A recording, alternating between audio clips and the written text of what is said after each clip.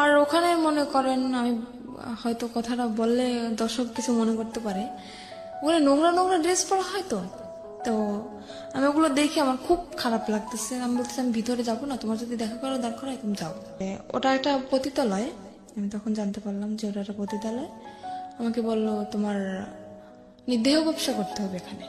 ওই মহিলাই সরাসরি বলল? সরাসরি আমাকে বলতেছে ওই মহিলা। আমি বলতেছি কিরকম কথা বলতেছেন, আমি আসছি এটা, আমি জানি এটা একটা হোটেল, এখানে মেয়েরা থাকে, তো দেহ ব্যবসা করবো মানে? প্রতিটি অপরাধ এবং ভুল দাঁড়িয়ে থাকে গোপন কিছু ঘটনার উপর।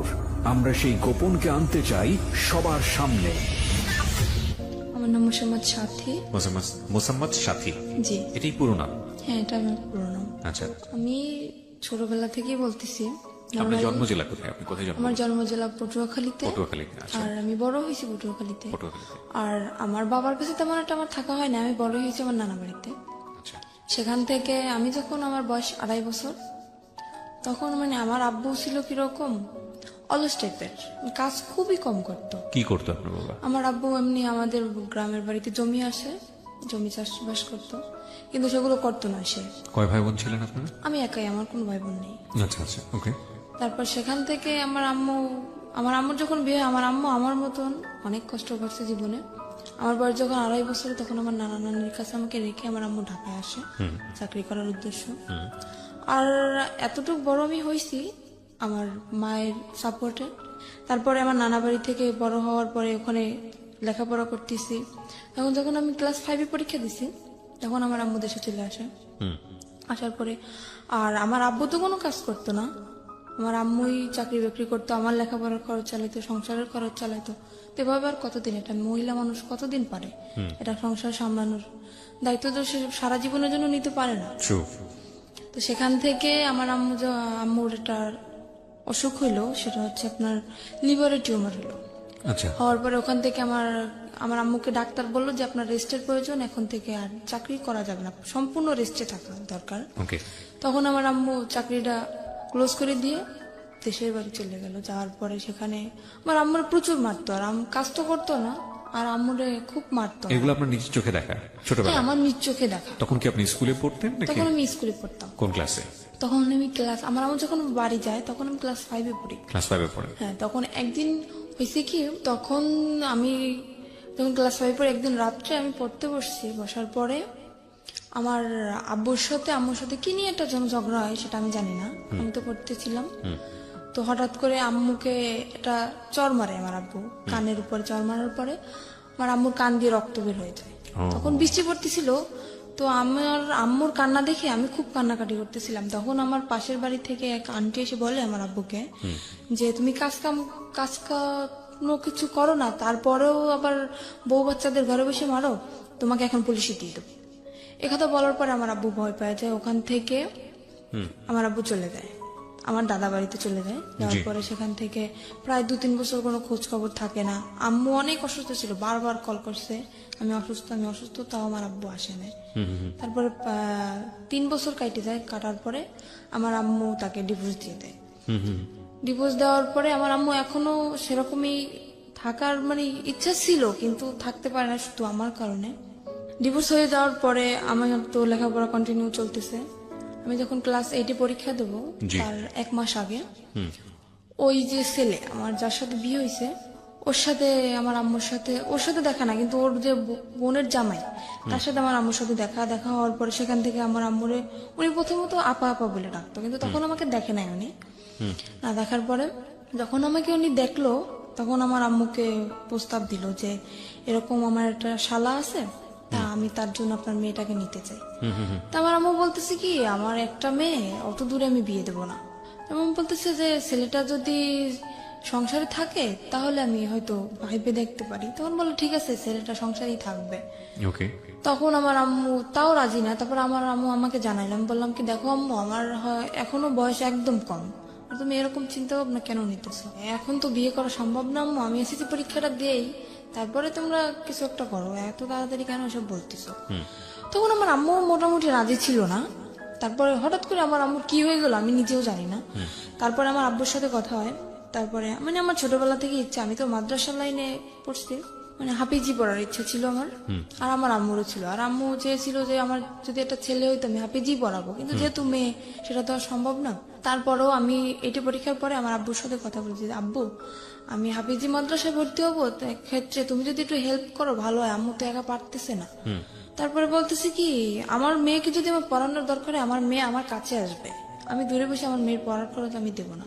এটা আপনার বাবা বলেছে? হ্যাঁ, এটা আমার বাবা বলে। তারপর আমি আম্মুকে বললাম, দেখো আম্মু তোমার কষ্ট হবে আমি জানি, তারপরও তোমার সন্তানের সুখের জন্য তোমার এটা মাইনে নেওয়া লাগবে।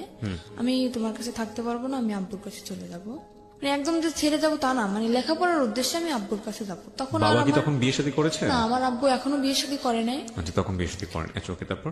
তারপর সেখান থেকে আমি আমার আব্বুর কাছে চলে যাই। যাওয়ার পরে আমার দাদি আর আমার ফুপু, তখন আমি আমার দাদির কাছে যাওয়ার পরে আমার দাদি আমাকে স্কুলে ভর্তি করে দেয়। সেখানে আমি এটি পরীক্ষার পরের কথা বলতেছি আমি। তো আমার রেজাল্ট বের হয়েছে, তারপরে উনি একদিন হঠাৎ করে আমার আম্মুর নাম্বার কল করছে, যে আমার ননদের জামাই, উনি কল করছে। তারপরে শুনছে যে আমার রেজাল্ট বের হয়েছে, উনি আমার রেজাল্ট শুনলো, শোনার পরে খুব খুশি হয়েছে। তারপর আমরা আম্মুকে জিজ্ঞেস করতেছি, আপনার মেয়ে কি কোরআন শরীফ পড়তে পারে? তো বলতো হ্যাঁ পারে। তখন তো সে আরো খুশি, মানে সে খারাপ কোনো উদ্দেশ্য এটা চায় নাই, সে চাইছে যে ছেলেটা যেহেতু খারাপ, এমন একটা মেয়ের জীবনে আসুক যাতে ও ভালো হয়ে যায়, সেরকম একটা ধার্মিক মেয়ে চেয়েছিল। তখন আপনি বাবার কাছে? হ্যাঁ, তখন আমি বাবার কাছে। কথা হচ্ছে আপনার মায়ের সঙ্গে? হ্যাঁ, কথা হচ্ছে আমার মায়ের সঙ্গে। তখন আমার আম্মু একদিন হঠাৎ করে আমাকে বললো কি, ও আরেকটা কথা, এখানে আমার যে নানার যে ভাই, ছোট ভাই, উনি মারা যায় তখন। আচ্ছা, শুক্রবার দিন উনি মারা যায়। আর তখন আমার স্কুলও বন্ধ, আমি মাদ্রাসা থেকে যাই স্কুলে লাইনে ভর্তি হই, যেহেতু মাদ্রাসায় পড়া হবে না, স্কুলে ভর্তি হই। সেদিন আমার স্কুল অফ। তো আমার আম্মুকে কল দিয়ে বলতেছি কি, এরকম এরকম যে তোমার নানা তো মারা গেছে, তাই তোমার আসা লাগবে। আমি আসলাম, আসার পরে ওই ছেলেটাও তখন সেখানে, উনি ওর ভাইয়ের কাছে আসছে। সেখানে ওর ছেলেটাও আমাকে দেখে। দেখার পরে ওদের মোটামুটি পছন্দ হয় কিনা আমি জানি না, আমার মার সাথে কন্টিনিউ ওদের কথা হয় প্রত্যেক দিন, আমি তো সেটা জানি না। তারপরে সেখান থেকে আম্মুর সাথে কথা দীর্ঘদিন যাবত চলে, প্রায় 2 মাসের মতো কথা চলে। জি। হঠাৎ করে আম্মু আমাকে বলে কি, বৃহস্পতিবার দিন, শুক্রবার তো স্কুল বন্ধ, আম্মু বলতেছে কি, আম্মু তুমি আসো, কালকে বিকেলে আবার চলে যাও, পাশাপাশি 1 ঘন্টা লাগে যাইতে আমার বাবা বাড়ি থেকে নানা বাড়ি। আমি বলতেছি আচ্ছা ঠিক আছে, আমি আসতেছি। সেখান থেকে কি আসলাম, আসার পরে ওই ছেলেটা রাত্রবেলা আমাদের মানে ওর 2টো ফ্রেন্ড নিয়ে আমাকে দেখতে আসলো রাত্র প্রায় 8টার দিকে। এসে দেখে গেল, খাওয়া দাওয়া করলো। তারপরে আমি আম্মুকে জিজ্ঞেস করতেছি, আম্মু এটা কে? বলতেছি তোমার জন্য সম্বন্ধ ঠিক করছে, সে ছেলে তোমাকে দেখতে আসছে। আমি তো পুরো রিয়াকশন নিছি, কি অবস্থা, তোমাকে আমি বললাম না যে আমি বিয়ে করবো না, তো দাঁড়াতে, তারপর তুমি বিয়ে ঠিক করছো, আমার কি বিয়ের বয়স হয়েছে? তখনও ক্লাস 8 আপনি? হ্যাঁ, তখন আমি না, তখন তো ক্লাস 9-এ ভর্তি হয়েছি, ভর্তি হচ্ছেন? হ্যাঁ। সবে মাত্র ক্লাস শুরু। আমরা যেটা জানি যে জানুয়ারি মাস থেকে প্রায় মার্চ মাস পর্যন্ত সেরকম একটা ক্লাস কিন্তু হয় না। তারপরে সেজন্য আমি ছুটি কাটাতে আসছিলাম। আম্মুকে আমি বলার বলে আম্মু বলতেছে কি, আচ্ছা ঠিক আছে, তুমি যদি রাজি না হও তোমাকে আমি জোর করবো না। ঠিক আছে, আমি চলে গেলাম আব্বুর কাছে, আবার লেখাপড়া শুরু করলাম। তারপরে হঠাৎ করে আমার নানি বলতেছে কি যে, আমি তো অসুস্থ, আমার মনের একটা আশা তুই পূর্ণ করবি। আমি বলতেছি বলো। যেহেতু সে আমাকে মানুষ করছে, তার কোনো কথা তো আমি ফেলতে পারি না। বলতেছি যে বলো। তো বলতেছে যে আমি যদি মারা যাই, আমার শখ যে তোকে আমি ছোটবেলা থেকে মানুষ করছি, আমার শখ যে তোর বিয়ে দেখে আমি যাবো, যদি মারাও যাই তোর বিয়েটা দেখে তারপরে আমি মারা যাবো। তো আমি বলতেছি কি, রানী দেখো, আমার যে বড় বোন, আমার যে আমি এখন যে বোনের কাছে থাকি, ওর এখনো বিয়ে হয় নাই। তারপরে আমার যে বড় ভাইরা, ওরাও এখনো বিয়ে করে নাই। আমার ফ্যামিলির ভিতর থেকে বলতেছে কারোর বিয়ে না, তুমি হঠাৎ করে আমার বিয়েটা কেন তোমার দেখতে ইচ্ছে হলো? তা বলতেছে আমি বুড়ো মানুষ, আমি এটা বলতেছি আমার মনের ইচ্ছাটা তুই পূরণ করবি না। আমি তো একদমই রাজি না, কারণ আমার ইচ্ছে দ্বারা ভাবনা ছিল অন্যরকম, যে আমি আমার আম্মু যত কষ্ট করেই হোক, যদি আমার এসএসসি পরীক্ষাটা দেওয়া হয়ে যায়, তারপরে আমি যে কোনো একটা ছোটখাটো জব করব, নিজের পড়ার খরচ যাতে নিজে চালাইতে পারি, সেরকম একটা ইচ্ছা ছিল আমার। তো সেখান থেকে নানি তো আমাকে খুব জোরাজোরি করতেছে। এবার আমি বললাম কি, আমার পক্ষে বিয়ে করা সম্ভব না, আমি রাগ করে চলে যাচ্ছি আমার বাবার বাড়ি। সেখান থেকে আমার রাস্তা থেকে আমার জোর করে নিয়ে আসা হয়, তারপরের দিন আমার বিয়ে, আমি জানি না। সেখান থেকে এখানে আপনার বাবার কোনো ভূমিকা ছিল না? না, এখানে আমার বাবার কোনো ভূমিকা ছিল না, আর আমার বাবাকে জানানোও হয়নি। জোর করে নিয়ে আসার পরে তারপরের দিন ওই ছেলেটা আমার ফোনে ছেলেটার সাথে কথা হয়। আমি ছেলেটাকে অনেকভাবে বুঝালাম, আমি বললাম দেখেন আমি এটা খারাপ মেয়ে, আমার একটা ছেলের সাথে মানে যাতে ও রাজি না হয়, সম্পর্কটা যাতে ভেঙে যায়। যাতে ভেঙে যায়, ছেলেটার সাথে আমি সরাসরি ফোনে কথা বলি। তো তারপরেও বলতেছে তুমি যাই হও না কেন আমি তোমাকে মেনে নেবো। বলতেছে আমার একটা ছেলের সাথে সম্পর্ক আছে। তো বলতেছে ছেলের সাথে সম্পর্ক আছে, দেখো আজকালকার ছেলেরাও আশা দেয় ঠিকই কিন্তু বিয়ে করে না, তুমি আমারকে নিয়ে তুমি অসুখী হবো না, তুমি এই চান্সটা মিস করো না। তারপরে জোর করে হোক যাই করে হোক মারামারি হোক আমাকে মারছে পর্যন্ত, আমার খালু আমাকে মারছে, আমার আম্মু আমাকে মারছে বিয়েটার জন্য, জোর করেই বিয়ে দেওয়া হয়। তারপরে ছেলেটা তার পরের দিন আসে, একা আসে বিয়ে করতে, ফ্যামিলি থেকে কেউই আসে না, কারণ ওর ফ্যামিলি থেকে তো ও জানে যে ও কিরকম, সেজন্য ওর ফ্যামিলি থেকে কেউই আসে না, ও একাই বিয়ে করতে আসে। আমি আম্মুকে তখন বললাম আমি জানি না হঠাৎ করে আমার আম্মু কি হয়ে গেল, যে আম্মু মানে আমার ইচ্ছার বিরুদ্ধে কখনোই কথা বলে না, সেই আম্মু আজকে আমার মারলো ওই ছেলেটার জন্য। তারপরে আমি বিয়েটা হওয়ার পরে বিয়ের 15 দিন হয়ে যায়, আমি তো মোটে মানে ওর কাছেই যাচ্ছি না, ওকে চোখে দেখতে পারতেছি না, ওর সাথে কথায় কথায় আমি ঝগড়া বাঁধাই দিচ্ছি। আমি তো রাজি না, যেহেতু আমার ওকে পছন্দ না, এমনি দেখতে সুন্দর ছিল ও। তারপরে সেখান থেকে বিয়ে হওয়ার পরে প্রায় মাসখানেক হয়ে যায়, তারপরে চিন্তা ভাবনা করলাম যাক যা হওয়ার হয়ে গেছে। আর ও আমাকে বলছিল তুমি যেহেতু লেখাপড়া করতে চাও তোমাকে আমি বিয়ে পরে লেখাপড়া তো করবো। একজন ছেলের সঙ্গে বিয়েটা হলো কিভাবে বাসায়? একজন ছেলের সাথে দিয়ে দিল আমার ফ্যামিলি। মানে কাজী এসেছিল? হ্যাঁ কাজী, ওখানে আমাদের সে কোর্টে বিয়ে হয় নাই, বিয়েটা হয়েছিল আপনার মসজিদে বসে। আচ্ছা, কোর্টে বিয়ে হয় না, আমার যেহেতু গ্রাম অঞ্চল। হ্যাঁ। মসজিদে কে কে ছিল আপনার বিয়ের সময়? আমার বিয়ের সময় আমার নানা ছিল, তারপরে আমার একটা খালু ছিল, আর কি কি ছিল আমি জানি না, এই দুজন ছিল সেটা আমি জানি। তার মানে আপনার কাবিন টাবিন কিচ্ছু করা হয়নি? না কাবিন হয়েছে আমার। ও ছেলের পক্ষে সাক্ষী কে ছিল? ছেলের পক্ষে সাক্ষী কেউ ছিল না, এমনি হয়তো মানে আমার নানার দিক থেকে হয়তো কেউ ছিল। প্রথম কথা হচ্ছে আপনার গার্জিয়ান বয়সই তো হয়নি তখন। আমার তো বয়সই হয়নি, 14 তখন তো বছর কোর্টে বয়স। যাওয়া সম্ভব না। রাইট, 14-15 বছর বয়স আপনার। তখন তো কোর্টে যাওয়া সম্ভব না, কিন্তু আমার ওখান থেকে ওই ছেলেটা একটা চালাকি করছিল কি, কাবিন আপনার বয়স বাড়িয়ে দিয়েছিল? হ্যাঁ আমার বয়স বাড়িয়ে দিয়েছিল কি, আমার একটা ফলস একটা জন্ম নিবন্ধনের কার্ড তৈরি করে, সেটা আমার আম্মুর সাথে একসাথেই মিশে আমাদের পোস্ট অফিস থেকেই করা হয়। সেখানে মানে আমি যখন পড়ালেখা করতেছি তখন হয়তো এক ফাঁকে এসে আমার আম্মুর সাথে করে গেছে, সেটা আমি জানি না। তো সেটা এখন আমার কাছে আছে, সেটা এখন আমার বর্তমান বয়স 21 বছর দেওয়া। আচ্ছা, ওকে। তারপর সেখান থেকে তো বয়স বাড়ানো হয়, কাবিনও করা হয়। কাবিন করার পর তারপরে 1 মাস পরে চিন্তা করলাম যাক যা হওয়ার হয়ে গেছে, খামাখা ও ছেলেটা তো আর কোনো অপরাধ করে না, যেহেতু বিয়ে হয়ে গেছে আমি মেনে নিলাম।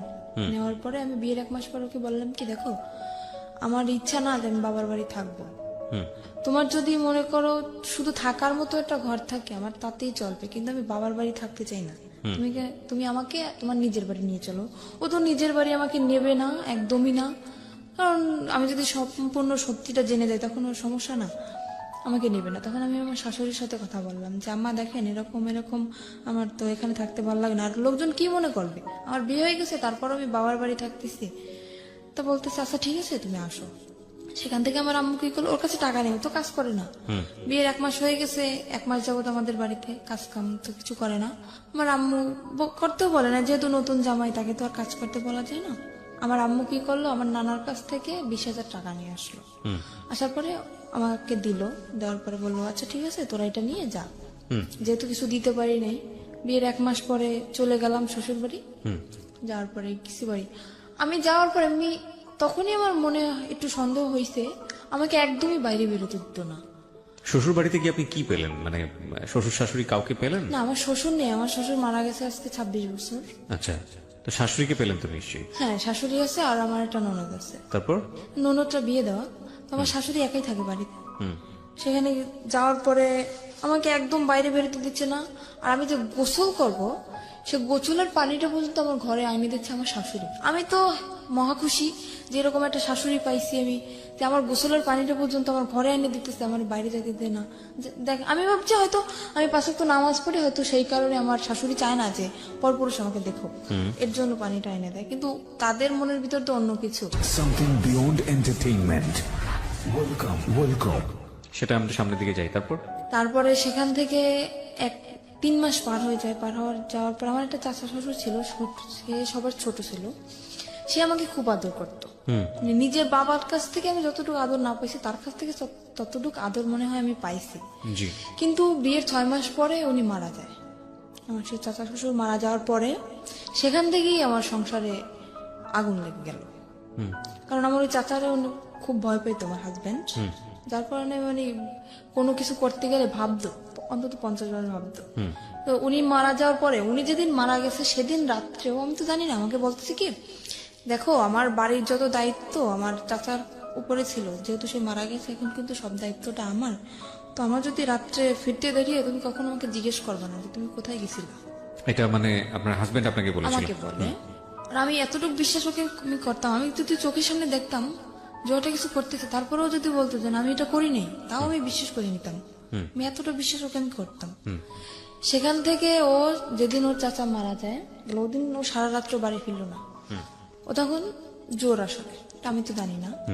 সকালবেলা বাড়ি ফিরলো, আমি জিজ্ঞেস, ও যেহেতু আমাকে বলছে সন্ধ্যার দিকে যে তুমি আমাকে জিজ্ঞেস করবে না, আমি জিজ্ঞেসও করিনি। আর আমিও খুব কান্নাকাটি করতেছি যে আমাকে এত ভালোবাসতো, সে হঠাৎ করে মারা গেল।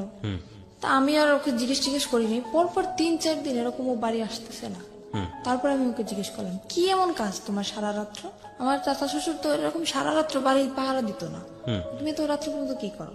আমাকে বললো মেয়ে মানুষ মেয়ে মানুষের মতো থাকো, তোমার এত শক্তি দরকার আছে? বললাম আচ্ছা ঠিক আছে। সে কাজ করতেছে না কিছু না, সারা রাত্র ওরকম জো খেলে দিনের বেলা এসে ঘুমাইতেছে। এভাবে কি সংসার চলে? আমি বললাম কি দেখো, এখন হয়তো আমি একা আছি, ভবিষ্যতে আমাদের একটা বেবি আসবে, তখন তার তো ভবিষ্যৎ আছে। তোমার জীবন নিয়ে তুমি না ভাবতে পারো, কিন্তু আমার তো লাইফে অনেক কিছু করার বাকি। তুমি আগে বলছো যে লেখাপড়া করবা, সেটাও করালে না। তারপরে এখন যতক্ষণ আমাদের একটা বাচ্চা কাচ্চা হবে, তাকেও কি আমি এরকম মূর্খ বানাবো? তাকে কি লেখাপড়া করা লাগবে না? তাকে মানুষ করা লাগবে না? বলতেছে অবশ্যই। সে সেদিন কি করলো, 4টা টাচফোন নিয়ে আসছে। আর ও যদি খেলাধুলো করতো, মানে খুব এক্সপার্ট ছিল খেলাধুলায়, 4টা টাচফোন নিতে আমি জিজ্ঞেস করলাম কি ব্যাপার, তুমি 4টা টাচফোন কোথায় পেয়েছো? তো বলতেছে যে আমার একটা বন্ধু টাকা নেই, আমার কাছে বন্ধক রাখছে। আমি বলছি, তোমার নিজের কাছে টাকা নেই, তুমি আর একজনের তো বন্ধক রাখছো, আমি বুঝতে পারতেছি না। ও হঠাৎ করে অনেক বাজার নিয়ে আসলো বাসায়। আমি তো অবাক হয়ে গেছি, কি ব্যাপার, কোথায় পেলো এত টাকা? সেখান থেকে আমার মনে একটু সন্দেহ আসলো। তারপরে ওর একটা বন্ধু আছে, ওর কাছে ও ঘুমাই গেছে, ওর ফোন দিয়ে আমি ওর কাছে কল করলাম যে আচ্ছা ও এত রাত্র পর্যন্ত কি করে, আপনি তো সবসময় ওর সাথে থাকেন, সত্যি কথা বলেন তো আমাকে। তো বললো কি ভাবি আমি আপনাকে একটা কথা বলি, যে জীবনে স্বামীকে এত বিশ্বাস করবেন না। বলতেছি কেন? তো বলতেছে ও সারা রাত্র কি করে আপনি জানেন? আমি বলতেছি না আমি তো জানি কে না। বলছে আপনাকে এটা? ওটা ওর বন্ধু বলতেছে আমাকে। আচ্ছা, ওর বন্ধুকে আপনি আগে থেকেই চিনতেন? হ্যাঁ, ওর বন্ধু অনেকবার আসছেও আমাদের বাড়িতে। ওকে, সো বন্ধুই আপনাকে কথাগুলো বলছে? হ্যাঁ, বন্ধু আমাকে কথাগুলো বলতেছে যে ভাবি আমি যে কথাগুলো আপনাকে বলতেছি এটা ওকে বলবেন না, তাহলে কিন্তু ও আমার সাথে ঝগড়া লাগাই দেবে। বললাম যে ঠিক আছে আমি বলবো না, আপনি বলেন। তো বলতেছে ও এরকম সারা রাত্র জুয়ো খেলে বেড়ায় আর মারামারি করে এর সাথে ওর সাথে। আমি তো আপনাকে বলি না, কারণ আপনি যেহেতু নতুন নতুন বিয়ে হয়েছে আপনাদের, বললে হয়তো সংসারে সমস্যা হইতে পারে, এর জন্য আমি বলি না। তারপরে একদিন রাত্র এরকম সারা রাত্র আমি কি অসুস্থ, আমার প্রচন্ড মাথা ব্যথা আর জ্বর। আমি ওকে বললাম কি আমাকে কিছু ওষুধ এনে দিয়ে যাও, আমার খুব ক্লান্ত লাগতেছে শরীরটা। ও যে গেল আর আসলো না। তো সেখান থেকে সারা রাত্র অসুস্থ। আর ও কি করতো, যখন বাইরে বের হইতো বাইরে থেকে রুম তালা মেরে রেখে যেত। আমি যখন প্রথম দিন জানার পরে আমি যখন ওর সাথে ঝগড়া লাগানোর পরে ও আমাকে আমার যে গায়ের ওড়না ছিল ওটা খুলে আমার হাত বাঁধে, আমার পাও বাঁধে, বাঁধার পরে আমার মুখটাও বাঁধে, বেঁধে বাইরে থেকে ঘরের দরজাটা বন্ধ করে দিয়ে যায়। তো পরপর 2-3 দিন আমার একটা দেবর আছে, ও আমাকে এসে অনেক ছোট, আমাকে 2-3 দিন ডাকছে, কিন্তু দরজা তো বন্ধ আর আমার মুখও তো বন্ধ। আমি কিভাবে ডাক দেবো? আর আমি কাউকে বলিও নাই, কথাটা আমি কাউকে বলিও নাই, বললে তো মানে ওর মার শুরু হয়ে যাবে, এর জন্য আমি বলি নাই। তারপরে 2-3 দিন ওরকম ও ডাকছে। একদিন আপনাকে বেঁধে যেত, আসতো কখন? আসতো সকালে। তো আপনি এই সময়টা কি করতেন? ওরকম অবস্থা আমি ঘুমিয়ে যেতাম, আমি কান্না করতে করতে ওরকম অবস্থা আমি ঘুম পড়ে যেতাম। আর সকালবেলা এসেও খুলে দিত। সকালবেলা আসে যখন খুলতো তখন আপনি কিছু বলতেন না? কি বলবো, বললে তোমার তো হয়তো কিছু বলতাম না। ওরা মাকেও বলতেন না? কাউকে না। আর আমার এমনও কোনো দিন গেছে যে দীর্ঘ 1 সপ্তাহ আমি না খেয়ে থাকছি, তাও আমি আম্মুকে কখনো বলি নাই। আচ্ছা, আমরা একটু ধারাবাহিক ভাবে সামনে দিকে যাই। তারপরে কি হলো? তারপরে সেখান থেকে হাত পা ভাবে বেঁধে রেখে যেত। একবার আমার দেবর জিজ্ঞেস করতেছে যে ভাবি তোমাকে রাত্রে যখন আমি ডাকি, মানে ওরা প্রায় যদি কিছু রান্না করতো আমাকে দিয়ে যেত, তোমাকে ডাকি তুমি সারা দাও না কেন? আমি বলি কি আমি ঘুমিয়ে গেছি। তারপর ও একদিন টের পাইছে আমি কান্নাকাটি করতেছি, সেদিন আমাকে ও করে না, ওরভাবে বেঁধে রেখে যায় না, এমনি মারছিল। মারার পর বাড়ি থেকে তালা মারা ঠিকই ছিল। তারপরে আমার দেবরের কাছে একটা চাবি ছিল, ও ওর এই চাবিটা আবার আমাদের তালা খুলতো, তালাটা খোলার পরে ও আমাকে নিয়ে ওর আব্বুর কাছে যায়। তখন ওর আব্বু মারা যায় না, ওর আব্বুর কাছে যায়। যাওয়ার পরে করছে, বললো কি যে কি ব্যাপার, আজকে শুনলাম ঘরে অনেক ডাকাডাকি কান্নাকাটি, কি হয়েছে তোমার? আমি বললাম কি এরকম এরকম আপনার ছেলে এরকম করতেছে। বলার পরে সে আমাকে বললো কি, মানে আমি কিন্তু আর একটা চাচার কথা বলতেছি এখানে, আমার যে বড় চাচা ওনার কথা বলতেছি। সে বলতেছে, তার কাছে বলার পরে সে বলতেছে যে এরকম করতেছে, তা তুমি আমাকে জানাওনি কেন? বলতেছে এমনিতেই জানাইনি, চাই না, আমি নিজেই শাসন করতে চাই ওকে, দেখি কি হয়, তারপরে যদি না শুনে তখন আপনাদেরকে আমি জানাবো। সেরকম চিন্তা নিয়েছিলাম আমি। তারপরের দিন আমার চাচা, ওর যে চাচা, আমি ওকে চাচা বলে ডাকতাম, ওকে ডেকে নিয়ে জিজ্ঞেস করে কিরে তুই এরকম করতেছিস কেন? ওখান থেকে ওকে পেয়ে গেছে। কেন আমি বললাম, আমি তো নিজের ইচ্ছায় বলি নাই, সে আমাকে ডেকে নিয়ে গেছে, তারপরে আমি বলছি। না, ওর চাচা তো মারা গিয়েছে, আপনি একটু আগে যেটা বললেন। না, ওর বড় চাচার কথা বলতেছি আমি, ওটা তো ওর ছোট চাচা ছিল। ওকে। সেখানে ওকে কেন আমি বললাম, আমার সেই চাচা শ্বশুরকে কেন আমি বললাম, ও সেখান থেকে তারপর আমার চাচা শ্বশুর বলল যে এখন ওকে ঘরে নিয়ে যাবে, ওর গায়ে যদি নেক্সট টাইম কখনো একটা ফুলের টোকাও পড়ে তাহলে তোকে বাড়ি থেকে বের করে দেবো। আমার চাচা শ্বশুর এটা বললো। সে ডাইরেক্ট তার সামনে বলে আসতেছে ওকে আমি এখন মারবো, যদি কিছু করতে পারেন করেন। আমাকে এই বলে হাত ধরে টেনে রুমের ভিতরে নিয়ে যেয়ে আমাকে আবারও মারে। কেন আমি বললাম। তারপরে সেখান থেকে আমার চাচা শ্বশুর বলল বাড়ি বসে এরকম করবা, পরের মেয়ে যদি কিছু একটা হয়ে যায় তখন আমরা মামলা খাবো, এটা হবে না, বাড়ি থেকে বের হয়ে যাও, দুজনেই বের হয়ে যাও। ঠিক আছে, বেরোয় চলে আসলাম। আর আমারও ইচ্ছা ছিল মানে বাড়ি থেকে আমি বেরোয় চলে আসবো, যেহেতু যদি বন্ধু বান্ধবের সাথে থাকে তাহলে আরো বেশি খারাপ হয়ে যাবে, এখান থাকলে আমি ওকে ভালো বানাতে পারবো না। আমি চলে আসি, আমার বাবার বাড়ি চলে আসি। আসার পরে আমার আম্মু সব ওই নিজের মুখেই বলছে সবকিছু, যে এরকম এরকম হয়েছে। বাড়ি থেকে বের হয়ে কোথায় আসছেন? আমার বাবার বাড়ি আসছে। বাবার বাড়িতে? হ্যাঁ।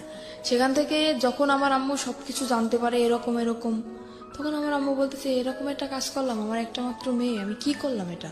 তখন আমার আম্মু বললো যে মানে আমাকে ওখান থেকে ডিভোর্স করাবে। আমি বললাম আম্মু দেখো, বিয়েটা কিন্তু তোমাদের ইচ্ছে হয়েছিল, আমার ইচ্ছে হয় না, কিন্তু আমি এটা পারবো না যে তোমাদের ইচ্ছা মতো সবকিছু করবো, এটা হবে না। তোমাদের ইচ্ছা মতো বিয়ে করছি, আবার তোমাদের ইচ্ছা মতো ডিভোর্স করবো, এরপরে আমার আবার বিয়ে হবে, সে তো এর থেকেও খারাপ হতে পারে। তখন আমি কি করবো আম্মু? তখন আপনার লেখাপড়া কি বন্ধ? হ্যাঁ, লেখাপড়া বন্ধ। ওকে। তারপরে সেখান থেকে আমার আম্মু তো আমাকে ওখানে দেবেই না, একদম ডিভোর্স করাই দেবে। ওকে বলতেছে তুমি চলে যাও। ও চলে আসে, আসার পরে সেখান থেকে ওকে বলার পরে ও চলে আসে। না, আমি তো খুব কান্নাকাটি করতেছি, যেহেতু আমার অল্প বয়সে বিয়ে হয়েছে, তারপর আমার প্রথম স্বামী, এমনিতেই তো আমার তখন আবেগী বয়স, তখন তো মনে করেন একটা ছেলে যদি পাশে থাকে তখন আবেগে এমনিতেই ভালোবাসা এসে যায় তার সাথে। তো আমি মানে খুব লাভ করতাম ওকে আমি। তারপরে আমি খুব কান্নাকাটি করতেছি, খাচ্ছি না, কিছু না। আমার আম্মু বলতে দেখ এরকম যদি করিস তাহলে তো তোর নিজের শরীর তো থাকবে না, তুই তো মারা যাবি, এরকম কেন করতেছিস? বলতেছি আম্মু তুমি যদি সত্যি আমাকে চাও বাঁচাইতে তাহলে আমাকে ওর কাছে দিয়ে আসো। বলতেছে এটা আমি কখনোই পারবো না, আমি একবার তোমার জীবন নষ্ট করছি, কিন্তু দ্বিতীয়বার আবার আমি তোমার জীবনটা নষ্ট করতে পারবো না। সেখান থেকে আমি কি করলাম, আমার আম্মুর ইসের জন্য, ডাক্তার দেখানোর জন্য আমার আম্মু কিছু টাকা নিয়ে আসে আমার নানার কাছ থেকে। আমি সেই টাকাটা মানে নর্মালি যেটা বলি চুরি বলতে পারি, চুরি করে আমি আমার কাছে নিয়ে আসি। আসার পরে রাত্র 8টার সময় আমি বাসা থেকে বের হয়ে যাই, বের হয়ে আমি পালাই ওর কাছে চলে আসি। ও কোথায় ছিল তখন? ও তখন ঢাকায় ছিল। ঢাকায় ও কি করছিল? ও ঢাকায় কিছু করতেছিল না, ঢাকায় ওটা মামা আছে। মানে ও চাচ্ছিল আপনি পালিয়ে চলে আসেন ওখান থেকে? হ্যাঁ, ও চাচ্ছিল সেটাই। আর ওর সাথে আমার কথা হতো, রেগুলারলি কথা হতো। যখন সবাই ঘুমিয়ে যেত তখন আমি রাত্রেবেলা ওকে ফোন করতাম, ওর সাথে আমার কথা হতো। তো ওর সাথে আপনার বয়সের ডিফারেন্স কত ছিল? ওর সাথে আমার সাথে যখন ওর বিয়ে হয়েছিল তখন ওর বয়স ছিল 21 বছর। ও তো পিচ্ছি, ও তো কিছু বোঝে না। আর ওর যখন প্রথম ম্যারেজ হয় তখন ওর বয়স ছিল আপনার 17 বছর। মানে ও এর আগেও বিয়ে করেছে? হ্যাঁ, আর আমি বললাম না, এর আগেও বিয়ে করছিল। এগুলো আপনি আরো পরে যে জানতে পেরেছেন? পরে যে না, ওটা আমি বিয়ের যে 6 মাস পরেই আমি জানতে পারছি। এটা আপনার ফ্যামিলি জানে যখন আপনাকে আলাদা করে রেখেছে? না, তখনও জানেন আপনার? তখন আমি বলি না, আমি বললে তো জানতো। ও আচ্ছা, বলেন না, আপনি লুকিয়ে গেছেন? আমি লুকিয়ে গেছি। দ্য থিং ইজ দ্যাট ওর মনের মধ্যে একটা ইমোশন জেগেছে, যেটা ও একটু আগে বলছিল যে আমার জীবনের প্রথম কারোর প্রতি ভালো লাগা। তো সামহাও ও চেয়েছে নিজের জায়গাটা থেকে যে এই ভালো লাগা, যেহেতু ওকে ভালোবেসে ফেলেছি, সুতরাং ওকে যে কোনো ভাবেই হোক নিজের জায়গাটায় আপন করে রাখা, সেভ করা অন্য জায়গাটা থেকে। না, ও কখনোই ওর মনের ভিতরে কখনোই আমার জন্য ভালোবাসা ছিল না, শুধু সেটা তো আমি অভিনয় ছিল। সেটা তো ওর আচরণ থেকে বুঝতে পারছি। আমরা ভবিষ্যতে কি হয়েছে সেটা ধারাবাহিকভাবে তো সামনে তখন দেখে যাই। ও আমার সাথে এরকম চলছে যে আমি বুঝছি যে এরকম একটা ছেলে আমার লাইফে আমি পাবো না, যে এতটা ভালোবাসে আমাকে। আচ্ছা, আমি শুধুমাত্র ওর এইসব যে অপকর্ম এইসব দিকটা আমি কখনোই ভাবি নাই। আমি ভাবছি শুধু ওর ভালোবাসাটা, আর কিছুই না। আমি ঢাকা চলে আসলাম, আসার পরে ওর একটা মামা আছে ওখানে, উনি একটা চাকরি ঠিক করে আমার জন্য আর ওর জন্য। কিন্তু আমার বয়স অল্প, সেখানে আমাকে চাকরিতে অ্যাকসেপ্ট করে না। ও একটা চাকরি করার পরে আমিও কিছুদিন পরে একটা চাকরি নিই। তারপর ও 1 মাস চাকরি করার পরে ও চাকরি করা বন্ধ করে দিল বাসায়। তারপর আমি তো চাকরি নিলাম। ও যে 1 মাসের বেতনটা পাইছে, পাওয়ার পরে সে টাকাটা নিয়ে ও বাড়ি চলে গেছে, আমাকে ওখানে একা রেখে। কোথায় ছিলেন আপনি তখন ঢাকাতে? আমি তখন ঢাকা নারায়ণগঞ্জে ছিলাম। নারায়ণগঞ্জে ছিলেন। নারায়ণগঞ্জে আপনাকে নিয়ে বাসা ভাড়া নিয়েছিল সে? হ্যাঁ, বাসা ভাড়া নিয়েছিল। আর আমি যেহেতু জীবন গল্প বলতেছি, সবকিছুই বলি, তখন আমি একটা গার্মেন্টসে চাকরি করি। জি। সেখানে গার্মেন্টসে আমি প্রথম মাসের বেতন তখনও পাইনি, আমার চাকরির বয়স কেবল 15 দিন। সেখান থেকে ও তো 1 মাস হয়ে গেছে চাকরির বয়স, আর বাসা ভাড়াও তো দেওয়া হয় নাই, আর টুকিটাকি কিছু ধারও হয়েছে, প্রায় 10,000 টাকার মধ্যে ধার। ও বেতনটা পায়ে বাড়ি চলে গেছে না বললে, ফোনটাও অফ, আর আমার ফোনটাও নিয়ে গেছে। এবার আমি কি করব, সেখানে বেতন পাই নাই, ও বেতন পেয়ে চলে গেছে, বাসা ভাড়া 1 মাসের, টুকিটাকি দেনা, ইচ্ছা ছিল দুজনই বেতন পাবো, বেতন পেয়ে সব দেনা ধারগুলো শোধ করে দেবো। এখন আমার তো আমি কি করব ভাইবে পারতেছি না। তখন আমি আম্মুর কাছে কল করলাম যে আম্মু, তোমার জামাই অনেক অসুস্থ, টাকা নেই, তুমি কিছু টাকা পাঠাও। আম্মুর কাছ থেকে 10,000 টাকা নিলাম, আর না মানে আম্মু নিজেই আসলো ঢাকায়, আসে দেখতেছি যে নেই। তখন আম্মু বললো কি যে তুই এত মিথ্যা কথা কেন বলতেছিস আমার সাথে? আমি কোনোদিন মিথ্যা কথা বলি নাই, সেই মানুষ আমি ওর জন্য অনেক মিথ্যা বলছি আমার ফ্যামিলিতে, অনেক। আম্মু এসে দেখার পরে বলতেছে কি, তুই এরকম একটা মিথ্যা কথা আমার সাথে বলতে পারলি, যে ও করলো এটা তুই বললি আরেকটা।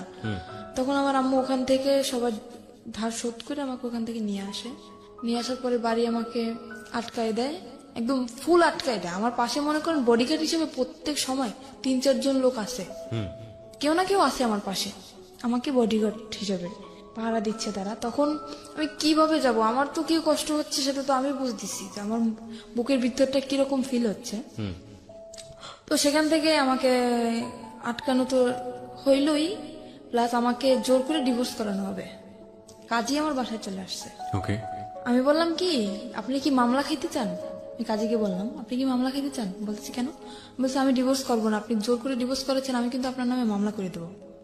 তো কাজী ভয় পেয়ে গেছে, কাজী বলতেছে আমি ডিভোর্স করতে পারবো না। কাজী চলে গেল। যাওয়ার পর সেখান থেকে আমি আবারও পালায় চলে গেলাম। আমি পালালাম কখন? তখন ফজরের আজান দিছে। ফজরের আজানের সময় আমি বাসা থেকে বের হয়ে গেছি।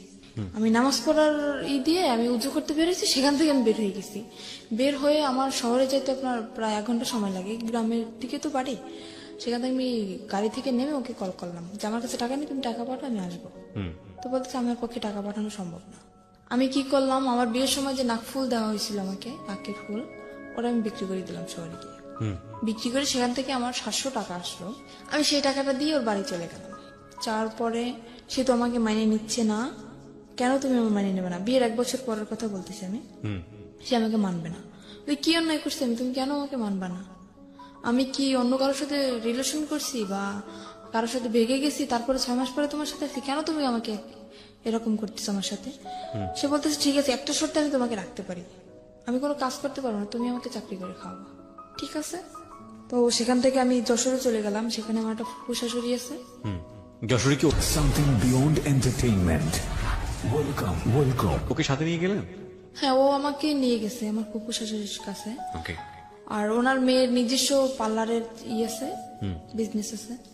সেখানে আমাকে 3 মাস ট্রেনিং করানোর পরে আমি মোটামুটি কাজ সবকিছুই শিখি। শেখার পরে ওখানে আমার চাকরিও হয়ে যায়। তখন আমার বেতন ছিল 16,000 টাকা। আর আমি বেতনের যত টাকা পাইতাম, বেতন পাওয়ার সাথে নেই, মানে ও আমার সাথে থাকতো না, কিন্তু যেদিন আমি বেতন পাইতাম ওদিন চলে আসতো, আচ্ছা। সব টাকা নিয়ে যেত। হাত খরচের টাকা রেখে সব টাকা নিয়ে যেত। ওকে। নিয়ে ও বলতো কি যে আমাদের বাড়ি তো এমনি ইসের, ও বলতেছে যে আমার 2তলা বিল্ডিং করার ইচ্ছা, তো এই টাকাটা নিয়ে আমি ব্যাংকে রাখতেছি। আসলে কোনো কিছুই করতো না, ও টাকাগুলো শুধু ফাও নষ্ট করতো। আর মেয়েদের সাথে মনে করেন আসার পরে ও ফোন অফ করে রাখ, ফোনের উপরে ফোন, ফোনের উপরে ফোন, আসতেই থাকতো মেয়েদের ফোন। তারপরে সেখান থেকে টাকা নিয়ে গেল, 2-3 মাস এরকম চাকরি করার পরে এরকম টাকা নিয়েই যাচ্ছে। আমি বলতেছি কি আমি বাড়ি যাব, তুমি কোথায় টাকা রাখতেছো আমি এটা দেখবো। সে আমাকে বাড়ি নিবে না। তখন একটা মেয়ের সাথে ওর রিলেশন চলতেছে। সেই মেয়েটাই মানে জানতো যে ওর বউ আছে, তারপরে আমার বাড়ি কোথায় সবকিছুই জানতো। তারপরেও মেয়েটা ওর সাথে রিলেশন চলতেছে। আর সে মেয়েটারও আগে বিয়ে হয়েছিল, যেরকম ও ছিল সেরকম সে মেয়েটা ছিল, দুজনই একরকম। ওর সাথে রিলেশন ছিল, তারপরে রিলেশন চলতেছে সেটা আমি জানি না। তারপরে একদিন ওই মেয়েটাকে নিয়ে আমি তো অফিসে, আমার ফুপু শ্বশুরের বাসায়ও আসে। আর আমার যে দুপুরের লাঞ্চ, আমার ওই যে বাসায় যে কাজের বুয়া উনি নিয়ে যেত, আমি বাসায় আসতাম না দুপুরে, উনি নিয়ে যেত। তো দুপুরের সময় ও যখন আসে আমাকে ওই কাজের বুয়া বলে কি যে আমি ওকে খালা বলে ডাকতাম, তো বলতেছে উনি আমাকে একদম মেয়ের মতোই দেখতো। তো বলতেছে আম্মু তোকে একটা কথা বলবো, তুই কাউকে বলবি না আর আমার নামটাও বলবি না। বলতে আচ্ছা ঠিক আছে বলবো না। কি আমি বুঝতে পারিনি যে এই কথাটা বলবে। আমি ভাবছি হয়তো আমার ফুপু শাশুড়ি একটু মানে রাগী মানুষ, তো অনেক সময় মানে গালাগালি করে, আমি ভাবছি সেরকম কিছুটা বলবে। তো বলতেছে আচ্ছা আপনি বলেন, আমি কাউকে বলবো না। তো বলতেছে কি যে জামাই এটা মেয়েকে নিয়ে এরকম এরকম বাসায় আসছে, মেয়েটাকে তুই চিনিস? আমি ভাবছি হয়তো আমার ননদ হইতে পারে। আমি বলছি দেখতে কেমন? তো উদাহরণ দেওয়ার পরে আমি দেখছি যে না, আমার ননদ তো এরকম না। তখন আমি বললাম কি আচ্ছা ঠিক আছে আমি বাসায় যেয়ে দেখবো, বাসায় যেহেতু আসছে আমি বাসায় যেয়ে দেখবো। তা বলতেছে নর্মালি যদি তোর ননদ হইতো তাহলে তো এরকম বসার কথা না। সে মেয়েটা ওর পাশে যে বসতেছে, ওর হাতে হাত রাখতেছে, হাসি হাসি কথা বলতেছে, একসাথে সেলফি তুলতেছে। আমি বলতেছি আচ্ছা আমি বাসায় যেয়ে দেখবো, তুমি বাসায় যাও। তারপরে আমি 5টার সময় ছুটি নিয়ে আমি ওখান থেকে যাই। তারপরে বাসায় যেয়ে ওদেরকে আমি পাই না, ওরা ওখান থেকে চলে যায়। চলে যাওয়ার পরে আমি সেদিন তো পাই না, তারপর আমি কান্না করতেছি। তখন আমার মনের ভিতর কিরকম একটা সন্দেহ লাগছে যে হঠাৎ করে আমার সাথে দেখা না করে চলে গেল, কোন মেয়েকে নিয়ে আসলো। আমি খুব কান্নাকাটি করতেছি আর আমার চোখ একদম ফুলে গেছে কান্না করতে করতে। তখন আমার ফুপু শাশুড়ি বুঝতে পারছে যে হয়তো কিছুটা হয়েছে, আমাকে ডাকলো। ডাকার পর উনি আমাকে পারুল বলে ডাকতো, কারণ ওনার একটা মেয়ে ছিল, ওনার মেয়েটা রোড অ্যাক্সিডেন্টে মারা যায়, সেজন্য আমাকে নিজের মেয়েই মনে করতো। তো ওনার মেয়েটার নাম ছিল পারুল, আমাকে পারুল বলে ডাকতো উনি। তো বলছে পারুল তোর কি হয়েছে? আমি বলছি কিছুই হয় না। তো বলতেছে কান্নাকাটি কেন করতেছিস? আমি বলতেছি কি আপনি সবকিছুই জানেন তাও নাটক কেন করতেছেন? তো বলতেছে কেন আমি কি করছি, কিসের নাটক করলাম আমি? বললাম আপনার বাসায় যেটা মেয়েকে নিয়ে আসছিল সে মেয়েটা কে? আমার ফুপু সবকিছু জানে, আর ওই যে জিনিসটা ওটাই আমার ফুপু শাশুড়ির হাত ছিল। তারপরে প্রথম বুঝতে পারিনি, তারপরে মানে নিজের ভিতর থেকে চিন্তা ভাবনা করে দেখলাম যে সে যেহেতু জানবে না তাহলে এরকম একটা কাণ্ড কিভাবে ঘটলো, তার বাসায় মেয়েটাকে নিয়ে আসলো। ওর ইচ্ছা ছিল যে আমাকে প্রথমত দেওয়ার ইচ্ছা ছিল না, ওখানে যেখানে আমাকে বিক্রি করা হয়েছে দেওয়ার ইচ্ছা ছিল না। ওর ইচ্ছা ছিল যে মানে ওই মেয়েটাকে ও দেবে ওখানে। তো ওই মেয়েটা রাজি হয় না, মেয়েটা বললো কি ওকে একটা শর্ত দিল যে আমি যাইতে পারি ওই জায়গায়, তুমি যদি আমাকে বিয়ে করো তাহলে আমি যাবো। তারপরে সেখানে ওই মেয়েটাকে নকল রেজিস্ট্রি করে ও বিয়ে করে। এবার সেখান থেকে ওই মেয়েটাকে নকল রেজিস্ট্রি করে বিয়ে করে। বিয়ে করার পরে আমি যখন জানতে পারি ওর সাথে বিয়ে হয়ে গেছে, তখন আমি ওখান থেকে বাড়ি চলে যাই। বাড়ি চলে যাওয়ার পরে দেখতেছি ওরা দুজনই বাড়ি। জিজ্ঞেস করলাম কি ব্যাপারে, মেয়েটা কে? আমাকে সেখান থেকে বাড়ি একদম ঢুকতেই দিল না, মানে রুমের ভিতরে ঢুকতেই দিল না। মেয়েটা তো রুমের ভিতরে, কত জানে যে বউ আছে। বাড়ি মানে আসতেই আপনার পারে। শ্বশুর বাড়ি? হ্যাঁ আমার শ্বশুর বাড়ি। ও তো কোনো অ্যাকশন নিচ্ছে না, কিন্তু আমি তো পুরো একদম মনে করেন একটা মেয়ের কখনোই চাইবে না যে তার স্বামীর লাইফে অন্যটা মেয়ে আসুক। আমি তো অনেক রাগারাগি করতেছি, চিল্লাপাল্লা করতেছি। ও সেখান থেকে আমাকে নিয়ে গেল একটা হোটেলে। তারপরে সে হোটেলটা আমার একটা আত্মীয়র, সেই হোটেলে নিয়ে যেয়ে আমাকে বললো দেখো এরকম এরকম একটা মেয়েকে ওকে আমি বিয়ে করিনি, ওর সাথে আমার নকল রেজিস্ট্রি, ওর সাথে আমার ঘর সংসার করার ইচ্ছা না, ওকে আমি ছেড়ে দেবো। বলি কেন তুমি এরকম করলা? তুমি তো আমার সাথে এরকম করতে পারবা, কেন করলো? মেয়েটা জীবনটা কেন তুমি নষ্ট করলা? তা বলতেছে ওর বাবা মার অনেক টাকা পয়সা আছে, তো মানে আমাকে লোভ দেখাচ্ছে, ও টাকার লোভ দেখাচ্ছে। ওর বাবা মার অনেক টাকা পয়সা আছে, কিছু টাকা পয়সা নিয়ে আমি ওকে ছেড়ে দেবো। আমি বলতেছি এটা কখনোই হবে না। আমি একটা যেরকম আমার মনে যেরকম কষ্ট হয় আমার স্বামীর জীবনে অন্য কেউ আসলে ঠিক ওরও সেরকম কষ্ট, আমি এটা মানবো না। তারপরে সেখানে ওই মেয়ের যে নানি, ওই মেয়েটার নানি কল করছে ফোনে। আমি ফোনটা রিসিভ করি। আমি বললাম কি মেয়ে যে বিয়ে দিছেন জানেন যে ছেলে কি করে? বলতেছে হ্যাঁ জানি। ছেলে কি করে? বলতেছে ছেলে তো রোলার মেশিন চালায়। বলতেছি সম্পূর্ণ ভুল, ও কোনো কাজ করে না। বলতেছে তুমি কি বলতেছো? আমি বলতেছি আমি ওর বউ। বউ মানি? কিন্তু বউ মানে আপনি জানেন না যে ওর আগে আরো একটা বউ আছে? তো বলতেছে না তো, ও তো বলছে যে আমি আগে বিয়ে করছিলাম তার সাথে ডিভোর্স হয়ে গেছে। যে ডিভোর্স হয়ে গেছে তাহলে ও আমার সাথে কেন এখন?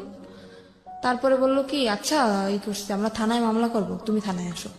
আমি বলতেছি মামলা করার দরকার হলে আপনারা করেন, ভুল আপনারা করছেন, মামলাটা আপনারাই করবেন, আমি করব না। আপনারা কি করবেন আপনারা নিজেরা ডিসিশন নেন, এর ব্যাপারে আমি কিছু বলবো না আপনাদের। তো আমি তো সেখান থেকে আমাকে বললো কি তুমি যেখানে আছো সেখানে যাও, ও মেয়েটাকে আমি কিছুদিনের ভিতরে ছেড়ে দিয়ে আমি তোমার কাছে আসতেছি। আপনি তখন যশোরে? আমি তখন যশোরে না, তখন আমাকে খুলনা একটা হোটেলে নিয়ে যায়, খুলনায়। যশোর খুলনা তো পাশাপাশি যায়। কত এই কথাগুলো হচ্ছে কোথায়? খুলনায় বসে? হ্যাঁ, খুলনায় বসে একটা হোটেলের ভিতর হচ্ছে। তো আপনাকে যেতে বলছে কোথায়? যেতে বলছে আমি যেখানে চাকরি করি ওখানে আমাকে যেতে সেটা তো বলছে। যশোরে? হ্যাঁ যশোরে। ওকে। ওখান থেকে আমি যশোরে চলে যাই, চলে যাওয়ার পরে মানে যেটা বললাম আমি বিশ্বাস করলাম আবারও। ওখান থেকে যশোরে চলে যাই, যাওয়ার পরে ও মেয়েটাকে নিয়ে আবার ওই বাসায় আসে। ওই বাসা বলতে? আমার ওই যে ফুপুর বাসায় আবার আসে। আপনার আপন ফুপু? না, ফুপুর শাশুড়ি। ফুপুর শাশুড়ি, ওকে। ওনার বাসায় আবারও আসে। আসার পরে আমি সেদিন যখন আমি খবর পাই, খালা আমাকে কল করে, যখনই আমি খবর পাই আমি সাথে সাথে অফিস থেকে বেরোয় চলে আসি। আমি আমার ম্যাডামকেও বলি না যে আমি যাচ্ছি, সেখান থেকে আমি সাথে সাথে বেরিয়ে চলে আসি। আসার পরে ও আমার আসার আধা ঘন্টা আগে বের হয়ে গেছে। যাওয়ার পরে আমি কল করছি ওকে, কি ব্যাপার তুমি নাকি আজকে আসছিলে, তুমি চলে গেছো কেন? তো বলতেছে আমি কালকে আসবো। তো পরের দিন আসলো, আসার পরে রাত্রবেলা আমি ওর সাথে কথা বলতেছি না, কিছু না, ঝগড়া লাগাই দিতেছি। তো তখন ও রাগ করে চলে যাবে, থাকবে না। বলতেছে তোমার এই মেজাজ দেখার জন্য আমি আসিনি। এখানে আমার তো রাগ করাটা স্বাভাবিক, যেখানে আমার স্বামীর সাথে আমার থাকার কথা, আমি চাকরি করতেছি এক জায়গায়, আমার স্বামী আর এক জায়গায় থাকতেছে, তার সাথে অন্য একটা মেয়ে, বুঝতেছি না মানে আমার অ্যাকশন নেওয়ার কথা, সে জায়গায় উল্টো আমার সাথে রাগ দেখাইতেছে। আমি এখানে থাকবো না, আমি চলে গেলো। তুমি যাও, আমি রাগের মাথায় বলতেছি তুমি যাও। তো আমার ফুফু শাশুড়ি তাকে ধরে রাখার পরে রাত্রবেলা ওর সাথে আমার কথা চলতেছে যে কেন তুমি এরকম আমার সাথে করলা, এরকম মেয়েটাকে নিয়ে তুমি ঠিকই সংসার করছো, তুমি যেহেতু তাকে রাখবা না তাহলে তাকে তুমি বাড়ি নিয়ে গেলা কেন? আমার বাড়ি জায়গা হচ্ছে না, আর তুমি তারা নিয়ে বাড়ি রাখতেছো, কিভাবে রাখতেছো? তো তখনও করলো কি, ওর মা ফোন দিল, ওই মেয়েটার মা ফোন দিল। ফোন দেওয়ার পরে আমি ফোনটা যে রিসিভ করতে গেছি ফোনটা আমাকে দিচ্ছে না। আমি জোর করে হাত থেকে ওর ফোনটা নিয়ে গেছি, নেওয়ার পরে আমাকে মার শুরু করে দিচ্ছে।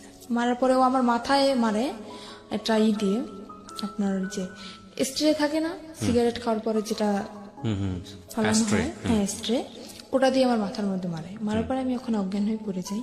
তারপরে আমার মাথা দিয়ে প্রায় রক্ত বের হয়ে যায়, মানে অল্প কিছু ফেটে যায়। আমি ওখানে সেন্সার হয়ে যাই।